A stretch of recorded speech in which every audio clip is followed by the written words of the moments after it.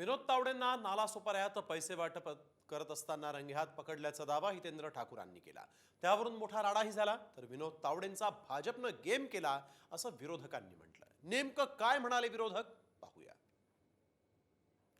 मला यांच्याच नेत्यांनी सांगितलं का 5 कोटी घेऊन येत आहेत वाटायला, हां पकडले गेले।